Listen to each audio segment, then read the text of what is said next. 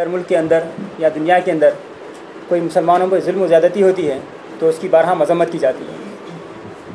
आज से 4 साल कबल जो वाक़या हुआ वक़ार अहमद उनके साथियों को शहादत का, ये चीज़ 18 मई 2007 से शुरू हुई। 18 मई 2007 को मक्का मस्जिद के तक़द्दुस को पामाल किया गया। हिंदू दहशतगर्दों की तरफ से उसके अंदर बम धमाके किए गए। जुमला फायरिंग और बम धमाके के अंदर 16 अफराद शहीद हुए। उसके बाद मुसलमानों को गिरफ़्तार किया गया, तरह तरह के जुल्म ज़्यादती की गई उनके पास। उसी अवस्था में ये रिपोर्ट आई कि वक़ार सस्पेक्ट है, मफरूर है। कुछ दिन के बाद अखबारात की इत्तला मिली कि उन्होंने संतोष नगर में फायर किया, उसके बाद फलकनुमा PS लिमिट में, उसके बाद हुसैन आलम PS लिमिट में। तो एक हवा खड़ी की गई कि वक़ार उन शहीदों का इंतकाम ले रहा जो पुलिस वाले मुसलमानों को शहीद किए थे। एक तो मस्जिद के तक़द्दुस को पामाल किया गया, उसके बाद मुसलमान जब पुरअमन एहतजाज कर रहे थे तो उनको गोली का निशाना बनाया गया। जो तमाम वीडियो क्लिप मौजूद है, ऐसा टारगेट लिया गया जैसे कि हैदराबाद नहीं बल्कि हिंदुस्तान और किसी और मुल्क की जंग हो रही है। जब वक़ार को गिरफ़्तार किया गया 2010 के अंदर, उसके बाद कई बार अखबारात के अंदर आई कि उसको जो है इनकाउंटर की साजिश की जा रही है, और वो खुद ने और उनके वकला के थ्रू अदालत को ये इल्म में लाई बात कि जब इसको ले जा रहे हैं रास्ते में तो तरह तरह सताया जा रहा है। तो उसने अपने शुबहात का इजहार किया था, एक दिन मुझे ये लोग कत्ल भी कर सकते हैं।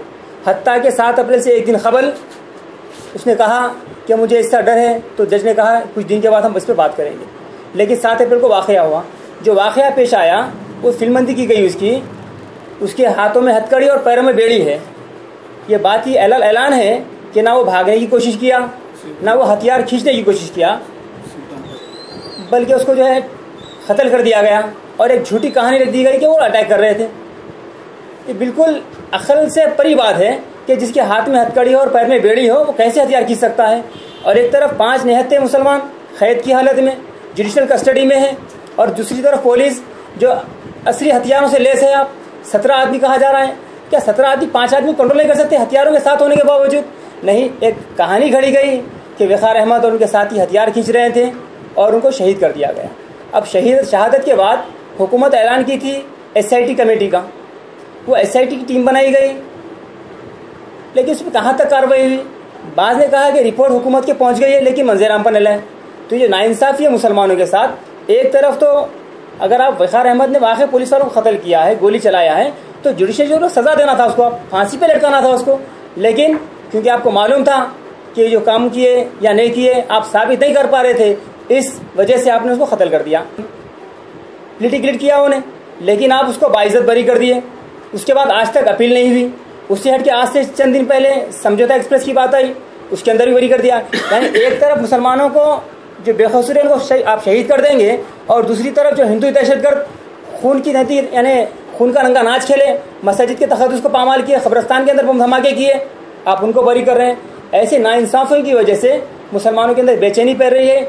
इसी नाइंसाफ़ियों की वजह से वक़ार जैसे लोग हथियार उठा रहे हैं कि ऐसे वाक़यात को इस मुल्क से रोका जाए ताकि इस मुल्क के अंदर भी अदल व इंसाफ कायम हो, ताकि अमन चैन इस मुल्क के अंदर हो सके। रहमान रहीम।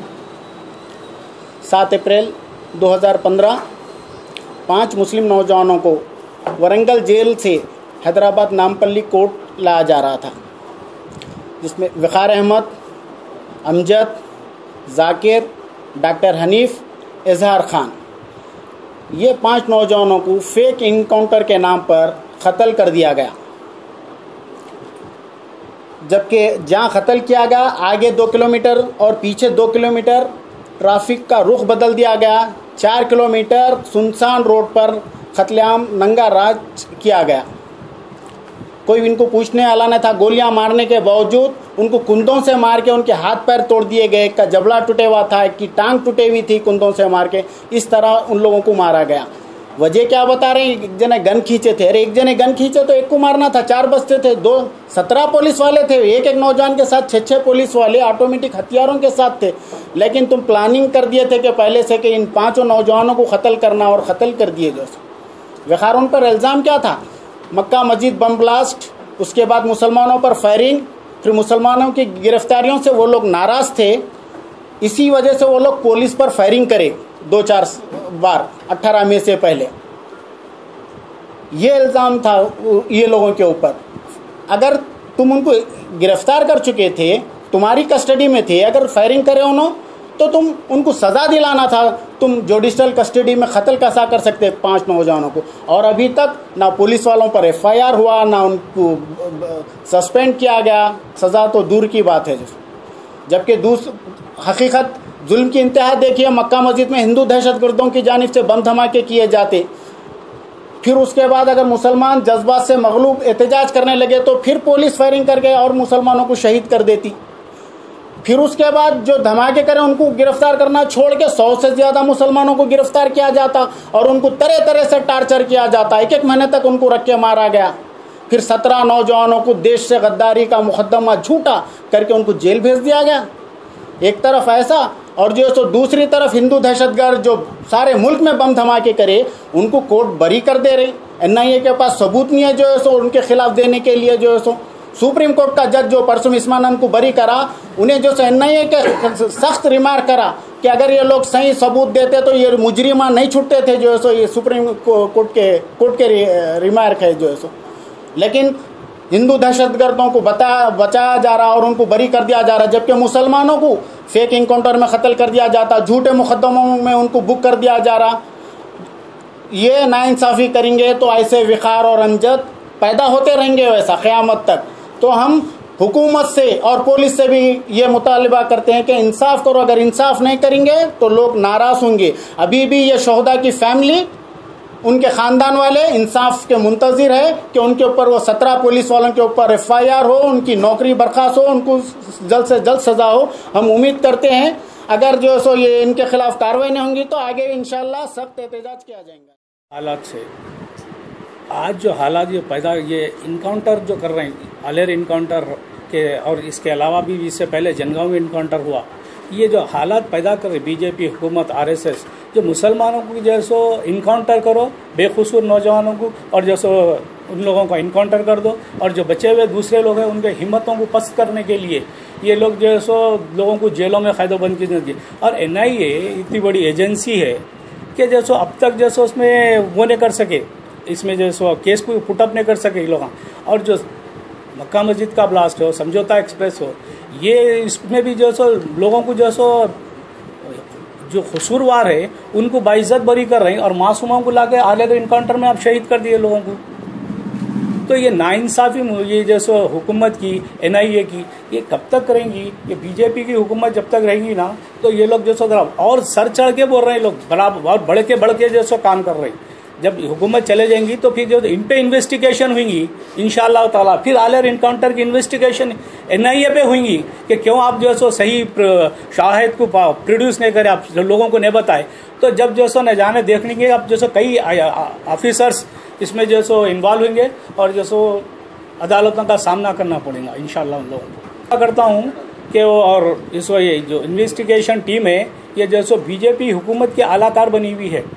इंसाफ करो, ये बीजेपी की हुकूमत हो या कांग्रेस की हुकूमत हो, किसी की भी हुकूमत हो, 4 दिन रहने वाली है।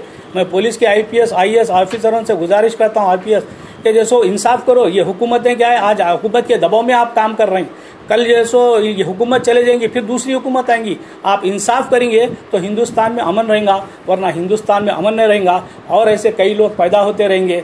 लोग जैसो शहादत की तमन्ना रखते, लोग शहादत से खौफजदा नहीं है मुसलमान। आप वहाँ पर मामलूचिंग करके वहाँ पर 2 को मार दे रहे हैं, यहाँ को 2 को मार दे रहे हैं, वहाँ 2 को मार के सारे हिंदुस्तान में जो ढाक बिठाना चाह रहे हैं कि मुसलमानों को जैसो ये करना चाह रहे हैं, ये नहीं होने वाली बात है। सब्र करते करते करते उसके बाद में सब्र की इंतहा होने के बाद में आदमी रिवेंज आ जाता। एक आदमी, एक मिसाल देता हूँ मैं एक छोटी सी, एक बिल्ली को आप बिल्ली को जैसे कमरे में डाल के बंद कर दो, आप बंद करके उसको मारो मारो मारो, उन्हें इधर भागती उधर भागती, उधर चौतरफ भागने की कोशिश करती। उसके बाद में उन्हें जैसो अपनी दुम वो करके खड़ बोल के करना शुरू कर दी। तो वो नौबत आने मत दो मुसलमानों को, आप इतना मत प्रेशर डालो मुसलमानों पे कि जैसो फिर वो अपने आवाज़ के आते सख्त हो जाए। और यहाँ पर जहाद का तस्वुर है, अल्हम्दुलिल्लाह इस्लाम में जहाद का तस्वुर है। और ये क़यामत तक मैं मरूंगा, मेरी औलाद मरेंगी, मेरे बच्चे मरेंगे, तंजीम वो होंगी, सब होते रहेंगी, लेकिन जहाद का तस्वुर बाकी रहेगा।